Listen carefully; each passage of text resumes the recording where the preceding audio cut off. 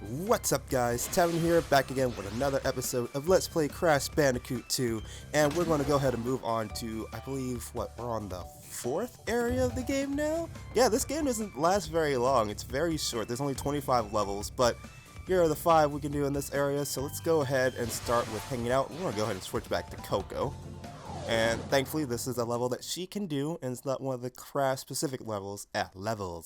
So try... Okay, it's just another hint, because I feel like this is going to be a running away... Oh, it's not. It's going to be another underwater sewer level. Well, not really underwater, we're just surrounded by water. Yeah, in order to deal with these guys, it's really more beneficial to jump and spin into them, compared to just running along the floor and spinning into them once they're done with their flamethrower. Like, I figured out the hard way over here, because honestly, me trying to figure out, like, the attack patterns for everyone, it got so tiring real quickly. And trying to memorize everything and like bouncing back and forth between Crash 1 and 2 just to get all the footage I need for these videos, it got confusing sometimes, and I started thinking like, okay, I started mixing up battle patterns for specific enemies in 1 and started using them in 2, thinking that it will work for those same enemies, and sometimes it did, sometimes it didn't. So yeah, keep that in mind if you're playing these games back to back. But either way, it's still fun regardless.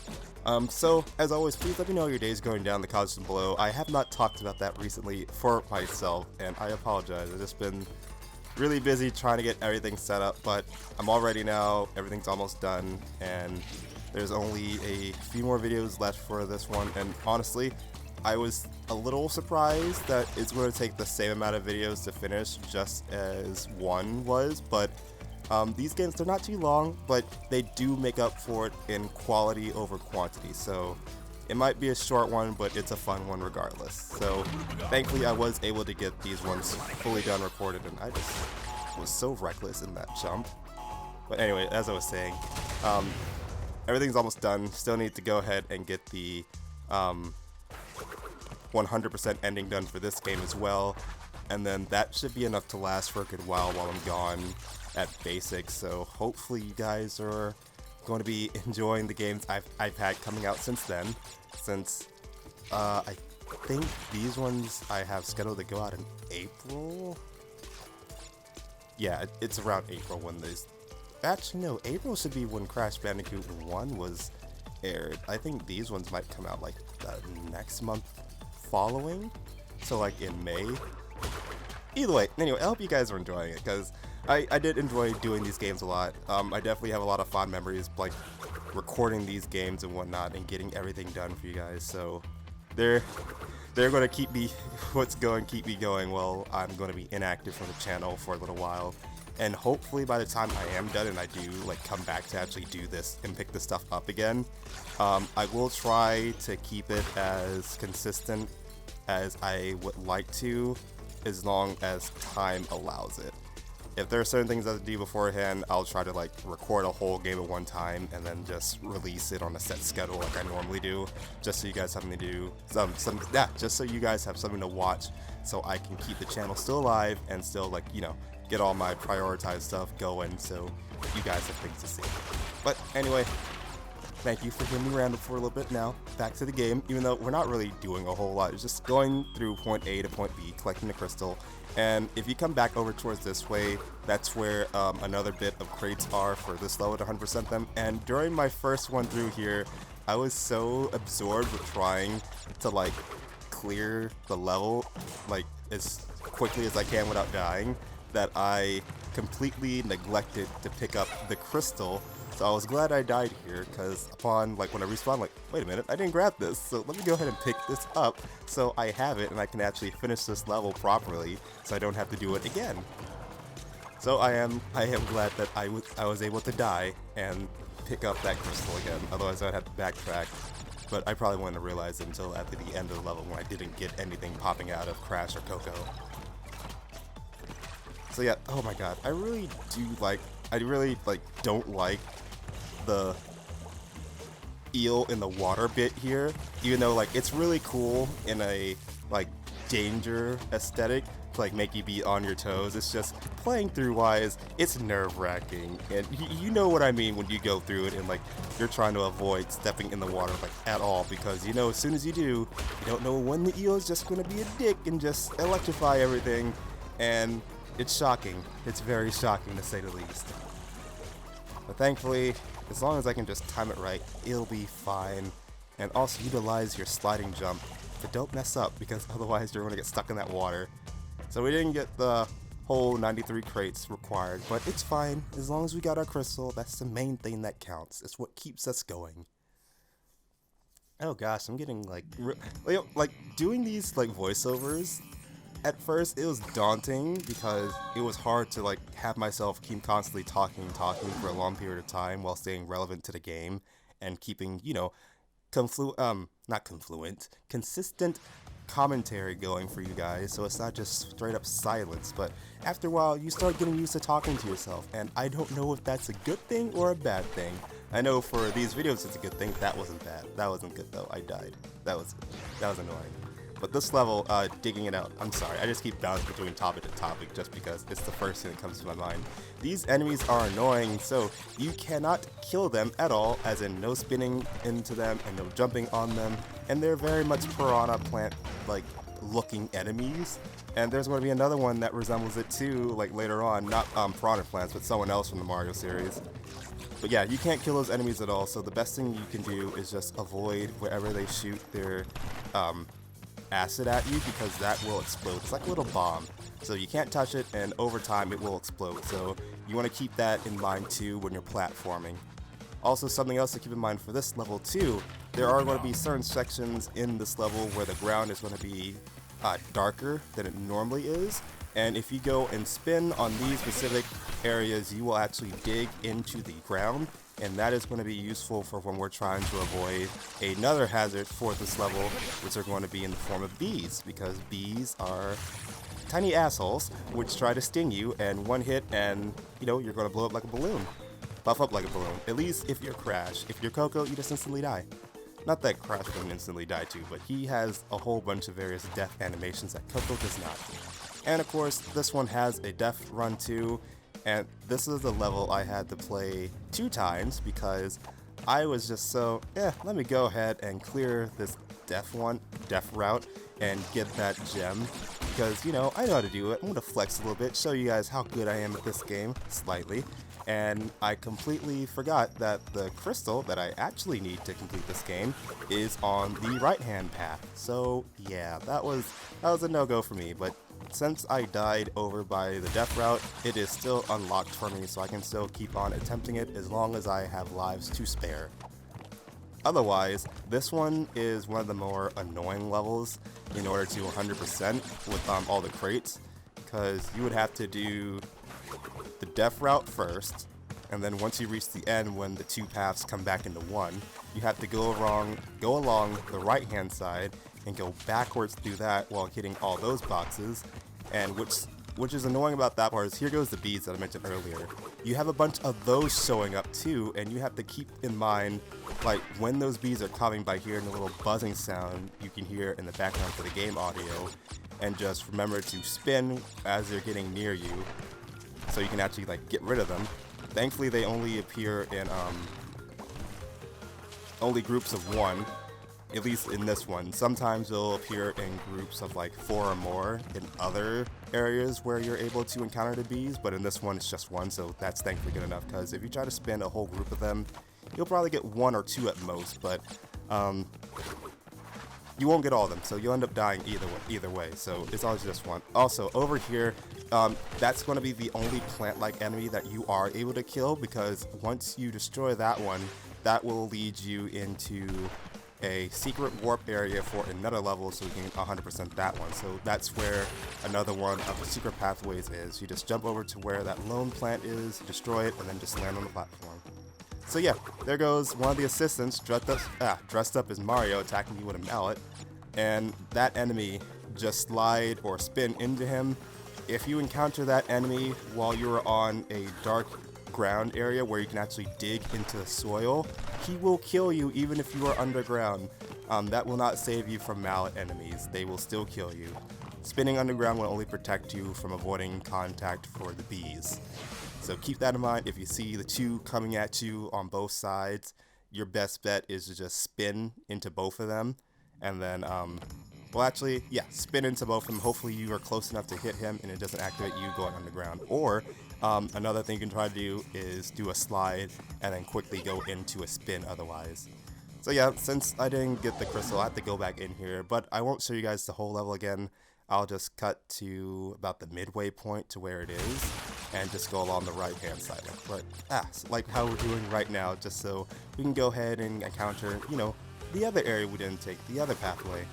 The bees will stop chasing you once you reach a big gap in the platforms, or yeah, a big gap in the platforms. That's when they normally stop chasing after you. So once we cross that ridge, that's when they'll stop chasing you.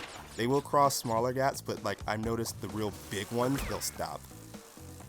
And another thing like that's really annoying about like going backwards through this one, you have to keep in mind about these electric platforms too. So here goes the dark area that I was mentioning about before that you can dig into. And while you're digging in, enemies can't hurt you unless they are the mallet ones, because you're safe here. So yeah, keep that in mind when moving forward.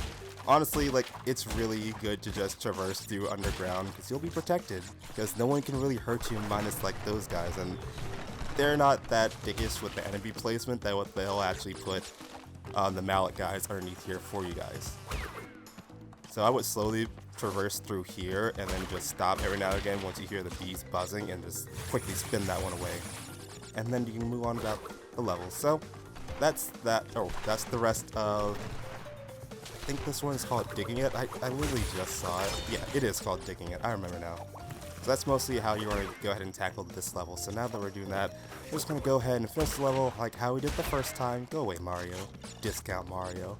Look like Waluigi the way you're all scrawny and skinny. And of course there goes that annoying buzzing sound. Like, I swear, sometimes I get like little twitches whenever I hear that buzzing sound, just because of how much effort and like memorization it came with me having to do this. And we got 67 crates this time.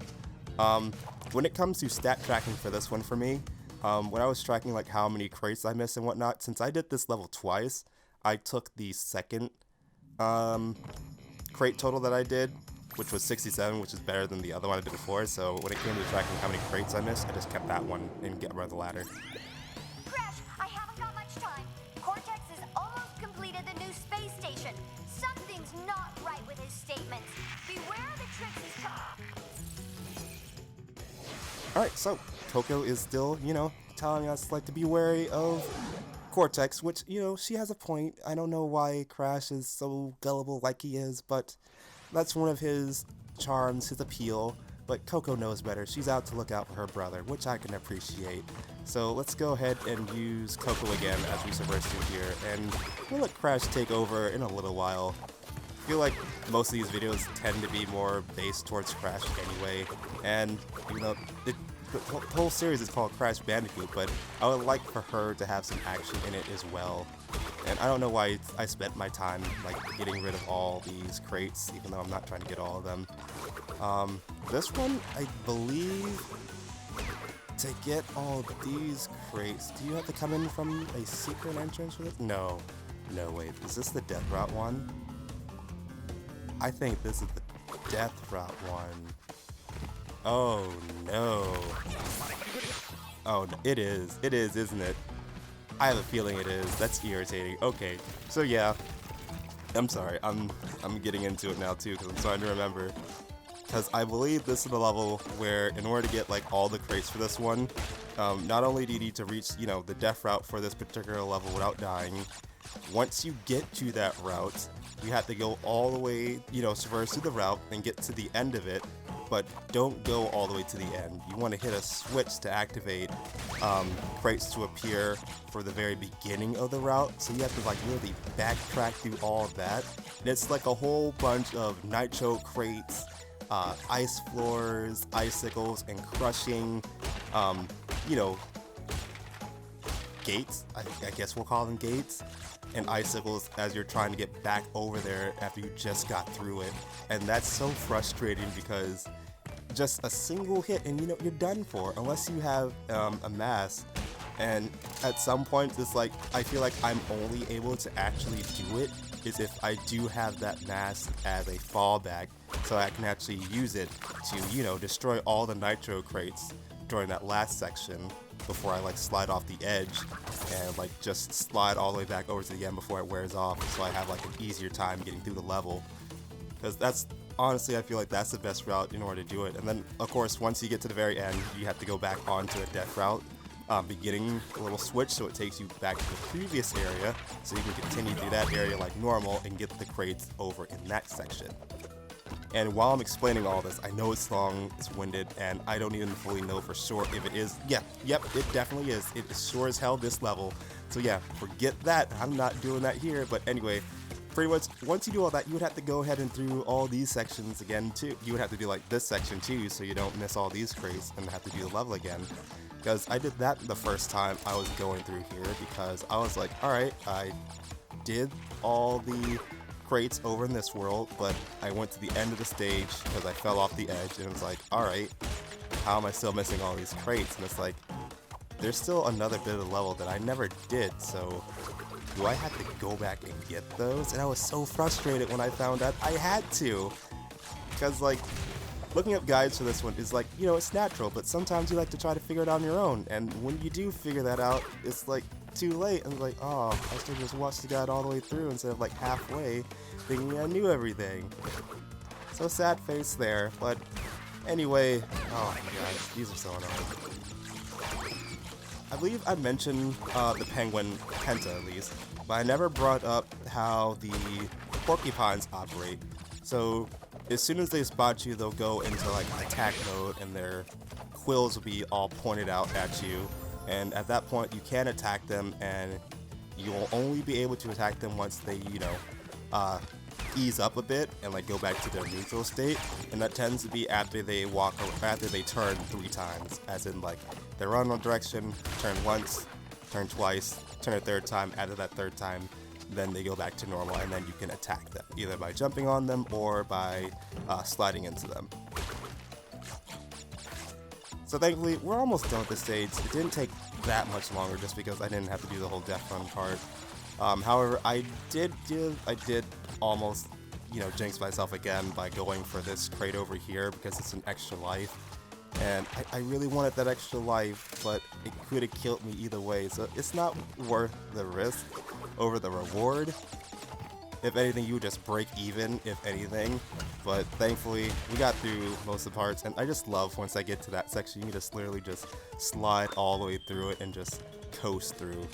And there's nothing back over here, so we'll go ahead and hit the checkpoint and move on with the level and avoid these nitro crates as much as you can. And another thing I really hate about the nitro crates is that like how high they can jump sometimes.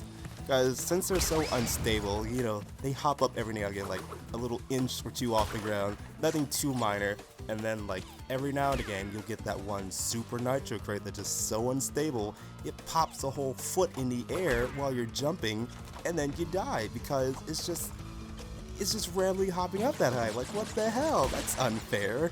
And it's irritating, so it's like you always have to be on edge or like alert whenever you're near these crates because of how involatile they are. It can just flare up at any given point in time. And there goes the porcupine again. I don't know why I want to call them a hedgehog, even though I know what they are. But thankfully, we're almost done. We just need to navigate here. Don't get too caught up like how I was trying to kill Penta over here, because he started to piss me off, and I was like, I don't want to die again, so I need you to go. But I should have just been calm and just quickly backed away from the situation, because it would not have ended well for me if I stayed on that sliding ice platform. And I'm surprised I made this jump right here. That was kind of legit. I thought I was going to die. But we missed 15 because of the ones in the death route level. But anyway, that's going to be it for today's video, guys. So, I'm sorry it was a whole long-winded thing. Thank you guys for watching this episode. If you guys liked the video, give the like, leave a comment, all those good things I'm going to say at the end of these levels, and let me know how your day is going down in the comment section below. So, until then, I will see you guys in the next level when we move on to Ruination and Behaving. So, I'll see you guys later. So, take care, everyone.